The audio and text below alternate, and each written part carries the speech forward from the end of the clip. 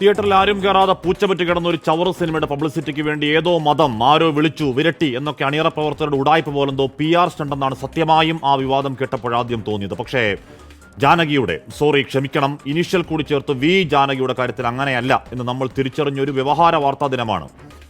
ആവിഷ്കാരം നാക്കിന് വാക്കിനൊക്കെ വെട്ടും വിലങ്ങും വീഴുന്ന ഒരു വെറുപ്പിന്റെ വൻമരങ്ങൾ വാഴും കാലം പേടിച്ച കാലത്തിന്റെ വിറയലാണ് എന്നറിവുള്ളതാണെങ്കിലും നമ്മുടെ കൂട്ടുകാർക്കൊക്കെ ഉള്ളൊരു സാധാരണ പേര് ജാനകി എന്നൊരു ത്രയാക്ഷരി ഒരു സിനിമയിൽ പറഞ്ഞതിന് വെപ്രാളപ്പെട്ട മുക്കറയിൽ വാളെടുക്കൽ വെട്ടിയൊതുക്കൽ ഇൻടോളറൻസിന്റെ പരകോടിയാണ് സൂപ്പർലേറ്റീവ് ഡിഗ്രി. ആ മെറിറ്റില്ലാത്ത മെരട്ടിൽ വിരട്ടിൽ കീഴടങ്ങിപ്പോയ അണിയറക്കാരോട് അനിഷ്ടം വേണ്ട, പാവങ്ങളാണ്, അരിപ്രശ്നമാണ്.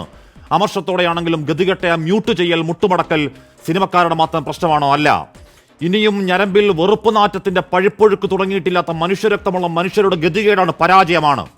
ആ കോടതിയിൽ സെൻസില്ലാത്തൊരു സെൻസർ ബോർഡ് കൊടുത്ത അഫിഡവിറ്റ്, ആ സത്യവാങ്മൂലം ഒന്ന് വായിക്കണം. വായിച്ചു പൂർത്തിയാക്കാനാവില്ല. ദേഹമാസകലം വഴുവഴുത്തൊരു പാമ്പിഴയും മട്ടിൽ പല്ലു പൊളിച്ചു പോകുന്ന വർഗീയതയാണ്. ആ കഥയിൽ കോടതി മുറിക്കുള്ളിൽ നിൽപ്പാണ് ജാനകി എന്നൊരു പെൺകുട്ടി, ഒരു ബലാത്സംഗത്തിന് ഇര. പോരാട്ടത്തിൽ പങ്കാളിയായ ഒരു വക്കീൽ വേഷത്തിൽ സുരേഷ് ഗോപിയാണ് നമ്മുടെ കേന്ദ്രമന്ത്രി. ആ കഥാപാത്രം ഒരു ക്രൈസ്തവ നാമധാരി അഡ്വക്കേറ്റ് ഡേവിഡ് ആബേൽ ഡൊണോവാൾഡ്.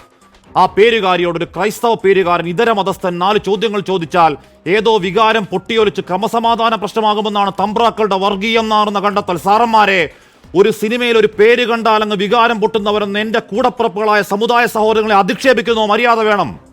ആ കേന്ദ്ര സംസ്ഥാന ബഹുമതികൾ, അവാർഡുകൾ, അധികാരത്തിന്റെ വഴിയിൽ എന്തെങ്കിലുമൊക്കെ നക്കാപ്പിച്ച് നോക്കി ഈത്തയൊലിപ്പിച്ചിരിക്കുന്ന ദന്തഗോപുര AC വാസികൾ, മനുഷ്യനെ മനസ്സിലാകാത്ത സാഹിത്യമാനോട് പോകാൻ പറ.